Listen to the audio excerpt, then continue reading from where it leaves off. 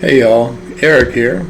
Decided to go ahead and do, in a short decision, to do Pride videos for the month of June or maybe through the summer. It's Pride starts tomorrow, Sunday, June 1st. And of course, unofficially, we're in the summer now.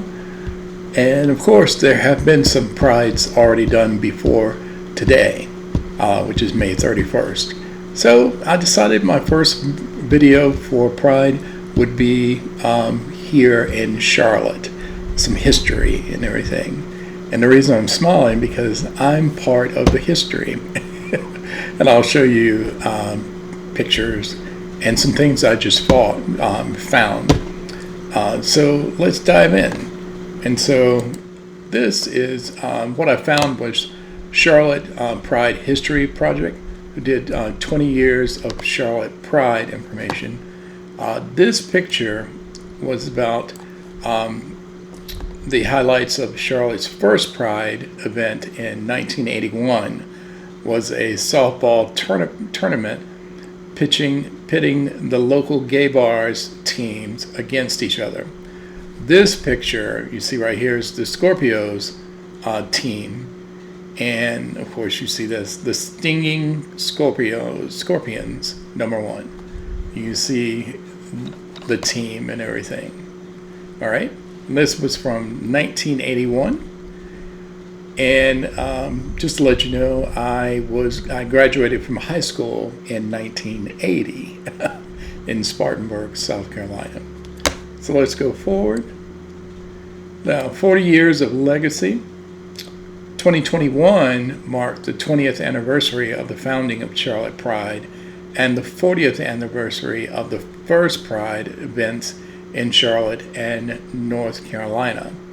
And of course, for credit, this was updated and done by Matt Comer,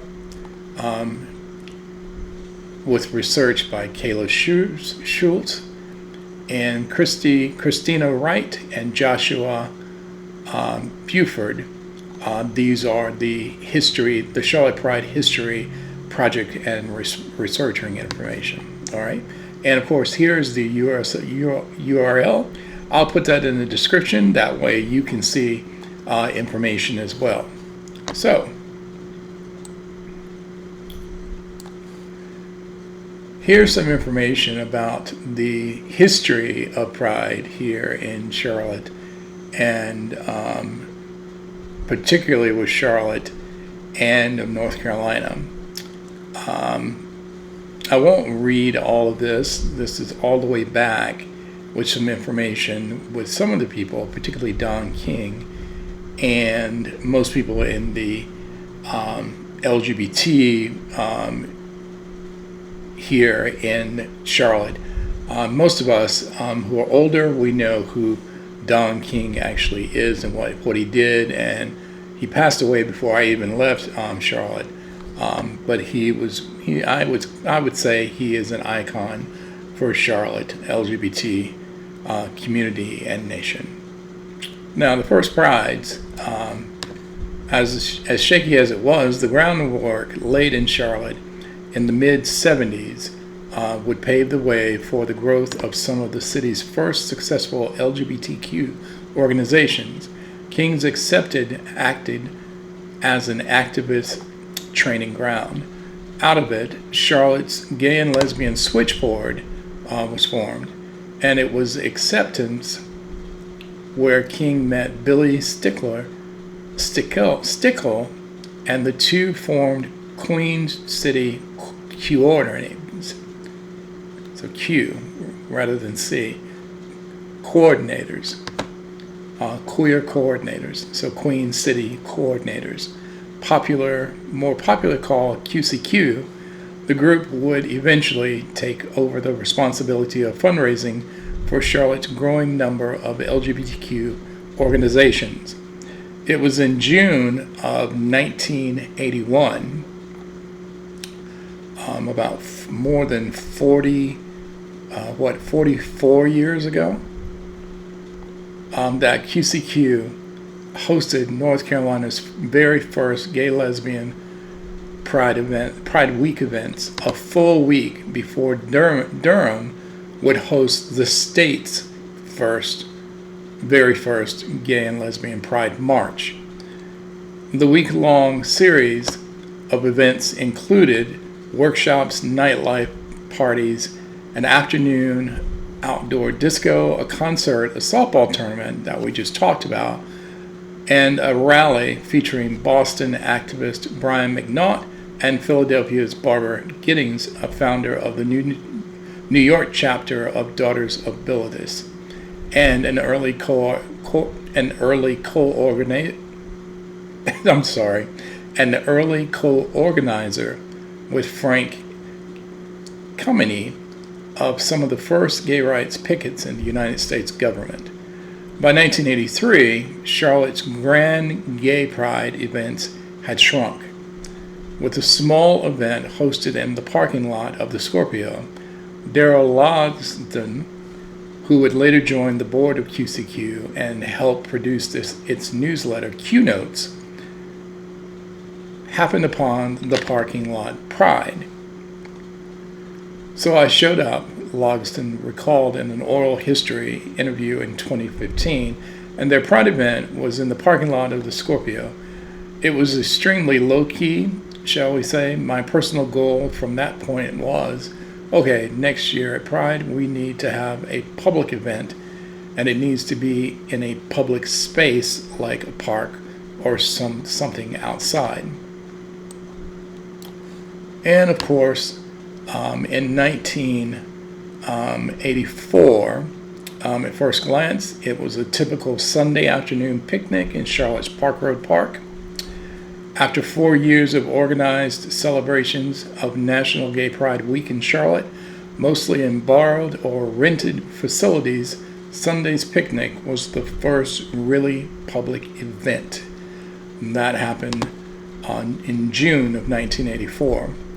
Charlotte's Pride's events would follow a similar pattern throughout the rest of the 80s and into the early 90s. Small but public Pride picnics, first hosted by QCQ and later planned by Q Notes, which transitioned from QCQ's newsletter to a formal monthly newspaper in June of 1986, and Q Notes is still being published today.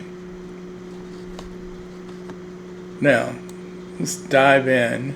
The year that changed it all.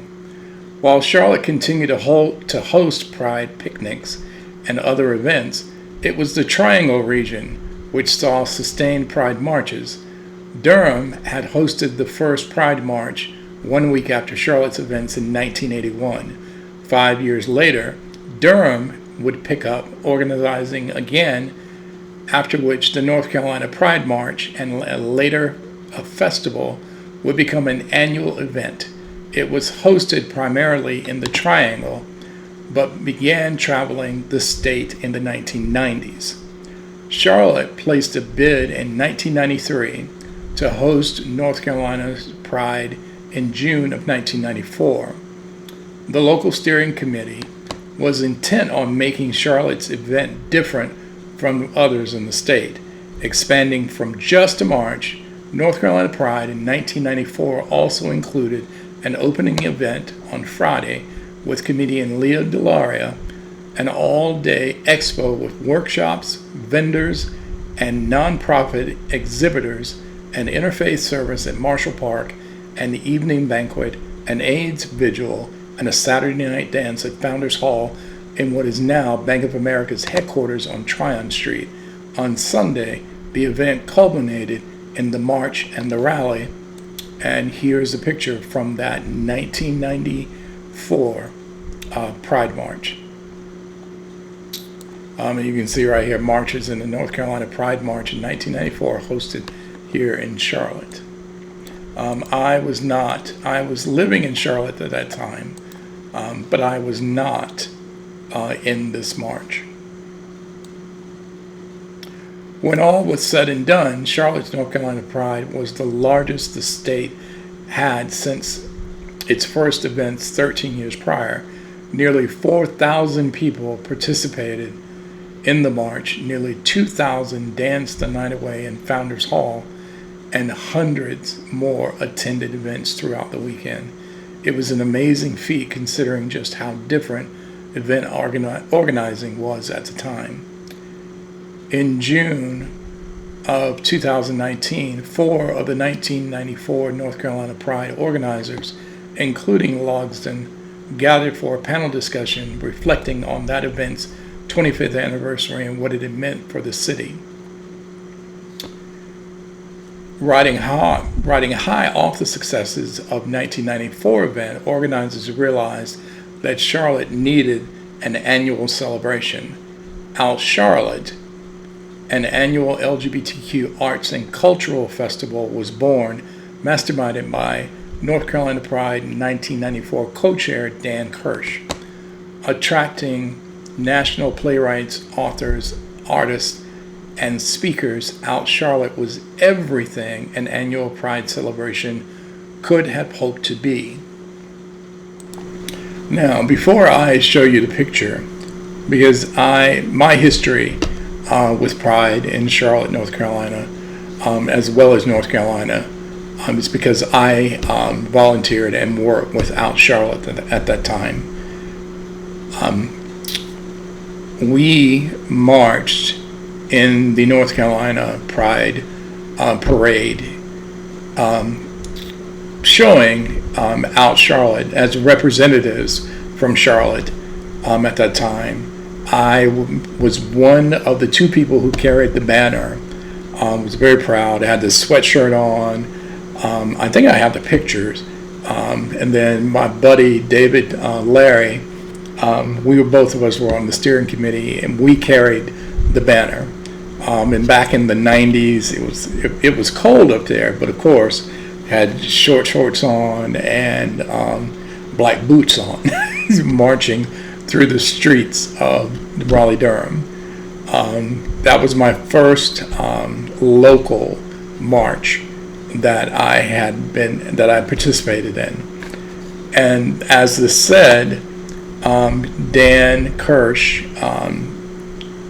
created and was the catalyst for Out Charlotte, and we were on the steering committee for Out Charlotte that created the festival for 1997, which to this day, I am very proud of what we accomplished in that year. And I do have a picture to show you.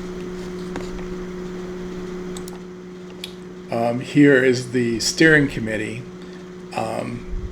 for 1997's Out Charlotte Festival. There's me right there. This is Dan Kirsch right here. That's David Larry. We were the 2 that carried the banner, and of course everybody else here were part of that. Dan has since passed away, but some of us still communicate with each other on Facebook. Some of us have moved on. I actually left Charlotte at one point, and I just moved back about a year ago, a little bit more than a year ago. Some people are still here. Trey, who's right here, Trey and his husband live in Atlanta. Willie and his husband now live in Savannah. David and his future husband now live in Florida. And Jeff, I think, is still here in Charlotte. Shelley, Beverly, I think all of them are still here in Charlotte. We just haven't connected to each other. So my journey now is to find my tribe now that I'm back. But that, just to show you, that was us. We were the precursors for Charlotte Pride. And we'll talk about Charlotte Pride in another video, which actually was born in 2001, the current organizers for Pride here in Charlotte. And we'll talk about that in another video. But I just wanted to start this for Pride season. DC Pride and World Pride has already happened. I was not able to go because your boy is poor and I didn't have any coins to go. That was the only thing that was stopping me from going. 2 prides going on simultaneously. The 25th anniversary of World Pride and the 40th anniversary of DC Pride. Where I lived for 11 years, Kansas City Pride is about to happen. Not this weekend. I believe this year it is the second weekend or the third weekend. And that was the first, when I marched with the parade out there, that was the first parade in a local city that I'd ever marched in, and in Kansas City, Missouri, with the Mid-American LGBT Chamber of Commerce that I was a member of. And I am proud to be a member of the Carolinas LGBT Chamber of Commerce, and I will be marching with them in this year's parade as well. We were talking about that. I have never been on a float, but the Carolinas Chamber has a float in the parade this year. So maybe I'll be on the float, or maybe I might be walking. But just to be able to participate, to be out black and proud, people need to see each other. And I'm happy to volunteer and happy to participate. And so I will round out this video just saying happy Pride, be out, be loud, but I'll add another word to it. If you can, and you can, be unapologetically out and be unapologetically loud, but just be proud of who you are. While this is not the sum of all of who you are, this part of you is being celebrated. And because of who you are, we're celebrating all of you. And in the climate that we're in right now, maybe it's time to bring back the reason that Pride was created in the first place. It was a protest. It was a protest, and we used to educate each other, and we had to protect each other. I'm on one of the Chamber's committees now, and we talked about that. Don't know if that will happen now, right now, but maybe just like we did in 1997. We were not able to do a march here in Charlotte because the North Carolina state legislature said that a Pride march, was political, and we were not given a permit to do the parade because of that. And so today, times have changed, but sometimes time stands still. And while we didn't have a parade, our festival in 1997 overall, connecting with partners like Charlotte Real Out, we, the LGBT film festival that happened during the weekend after my birthday, and I missed it. There were 2 films that I wanted to see, and I missed them. But our festival was 2.5 weeks long, and it culminated with a party downtown in Founders Hall, and it was one of the best parties I had ever been to in my life.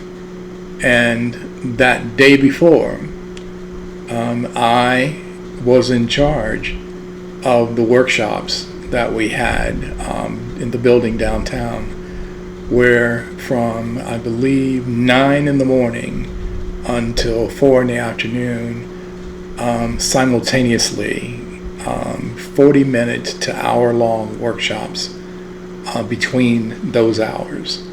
And we got it done, and I didn't do it by myself. These people in the picture that I showed you helped me get it done. Brought people from out of town. We had all types of workshops that had to deal with business, with finance, with retirement, that had to do with relationships, with sex, with what you come in, how to, adoption for LGBT couples, marriage, formal documents, name changes. We had one of the first trans workshops at that time as well. And so, like I said earlier in the video, very, very proud of the work that I was able to do with Out Charlotte. Out Charlotte did end with some drama in the late 90s, in the early 2000s. And that's how Charlotte Pride was born. And so it continues, and I'm glad that Charlotte Pride is still in place. I'm so scratching my head while Charlotte Pride is in August, the hottest month in Charlotte. But I did find a YouTube video about that, and I might post that on my channel, just for educational pieces so that everybody will know why Charlotte Pride is not in June, that it's in August. But like I said, I'm going to end this video now.